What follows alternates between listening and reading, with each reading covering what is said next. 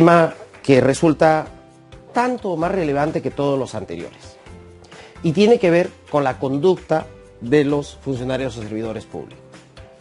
Nuestra conducta está de alguna manera regulada a través de un código de ética que tiene su ley y tiene su reglamento. No deja de ser lamentable que se haya estigmatizado al funcionario o servidor público, que se haya generalizado de alguna manera el concepto de que si trabajas para el Estado, eres corrupto. Que si eres un funcionario, que si eres alcalde, eventualmente si eres presidente, eres corrupto. Pareciese que la sola mención de que uno es funcionario o servidor público ya te pone el estigma, pone el letrero de corrupto, lo que obviamente es un craso error, porque eso no necesariamente se ajusta a la verdad. Sin embargo, no deja de ser cierto que los últimos hechos noticiosos, lo que ha ocurrido en los últimos años en el país, yo diría en los últimos siglos inclusive, de alguna manera dan cierta razón a quienes así lo dicen. Obviamente no porque todos en el Estado tengamos acciones de carácter corrupta, sino en gran medida porque algunos malos funcionarios o servidores, aprovechando de su condición de servidores públicos, cometen actos que no son correctos, que son corruptos. Entonces yo creo que viene acá un elemento importante. ¿Y cuál es ese elemento importante que hay que analizar? Primero, ¿qué hacer para combatir ese elemento de la corrupción? Por lo menos al interior nuestro, ¿qué hacer nosotros? Y si yo tengo un código de ética que regula cómo debo actuar, pues simplemente cumplirlo. ¿No es cierto? Simplemente cumplirlo. Y dentro del marco de las acciones del Estado para luchar contra la corrupción, van a definirse tres elementos básicos. ¿Cuáles son los elementos básicos? Primero será pues el elemento normativo, es decir, las normas que van a regular la conducta de las personas, digamos, nuestro código de ética y su reglamento. El segundo elemento de las políticas vinculadas a la lucha contra la corrupción tiene que ver con el elemento punitivo. El Estado tiene que sancionar esas desviaciones corruptas. O sea, a aquellos que cometen ese acto corrupto, tiene el Estado que sancionarlo. Pero tanto más importante que lo otro es el de difusión, el de concientización. El Estado tiene que concientizar, tiene que explicarle a todos aquellos que actuamos en el ámbito público y a aquellos que por su accionar privado ocasionan que el funcionario o servidor público cometa un acto irregular. Todos ellos debemos entender que la corrupción nos daña a todos, no a aquellos ajenos. Nos daña inclusive a aquellos que forman parte directa del proceso de corrupción. Porque tarde o temprano la factura nos es pasada. Los indicadores nos dicen, información de la Contraloría General de la República o de la Comisión de Anticorrupción, dicen que en promedio al año se pierden entre 10.000 y 12.000 millones de soles solo por temas de corrupción.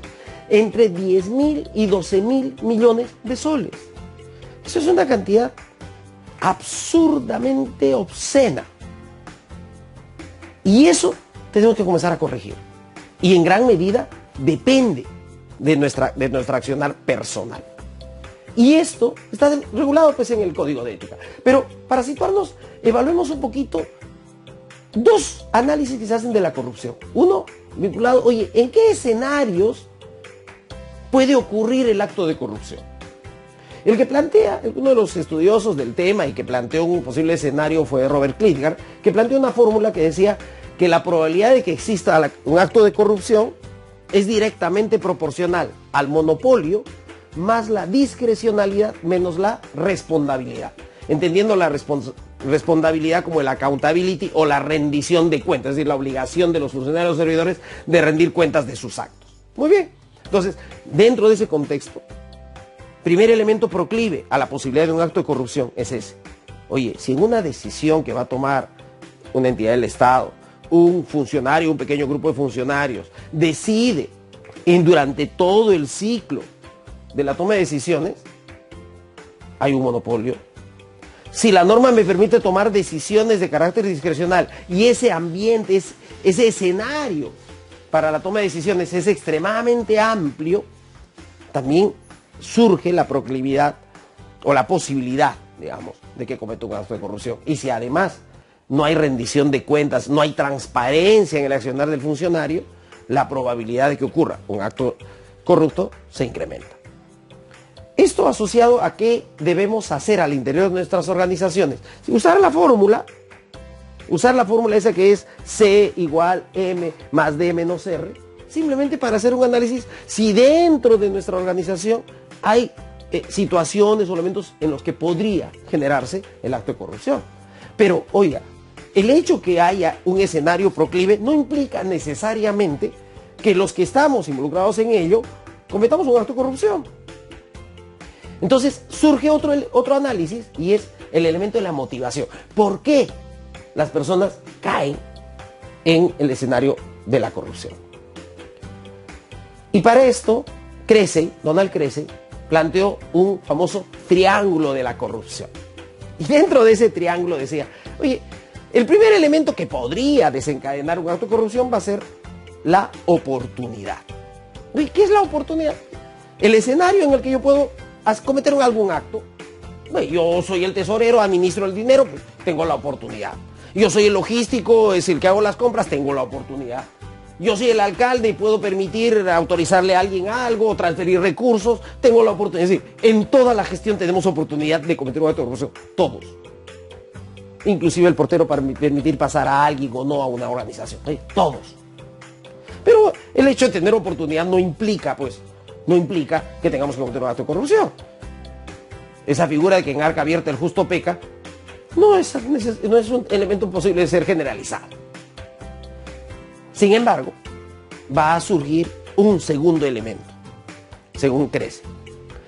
Y este segundo elemento es lo que se denomina la presión. Oye, ¿y la presión?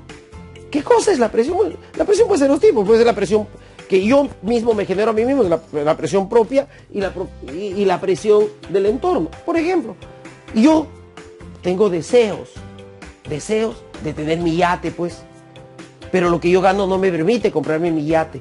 Me siento presionado por mí mismo, por mi avaricia, por mi deseo de tener más, por la razón que sea. Pero es una decisión interna. Hay presión interna. Oye, pero resulta pues que me reúno con los amigos tienen, yo no tengo, yo quiero tener. Resulta que ellos gastan, yo quiero gastar, quiero formar parte de su propio círculo. Me dicen, oye, invita, ¿por qué no invitas? Eso es una presión externa. Entonces, si yo tengo la oportunidad y adicionalmente comienza a haber presión, ¿no es cierto?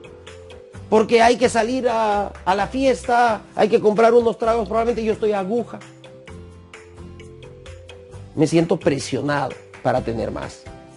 Pero tampoco la presión desencadena la corrupción. Lo que termina desencadenando el acto de corrupción, según Donald Cressey, es la racionalización. Ese elemento en el que uno dice, me lo merezco. Solo es esta vez. No va a volver a pasar. Oye, pero si yo trabajo más que mi jefe y él gana más que yo, en realidad, yo soy el que se lo merece más. Es un tema de justicia. Entonces, cuando uno racionaliza y determina para sí mismo que él realmente merece ese resultado del acto de corrupción, se desencadena el acto de corrupción.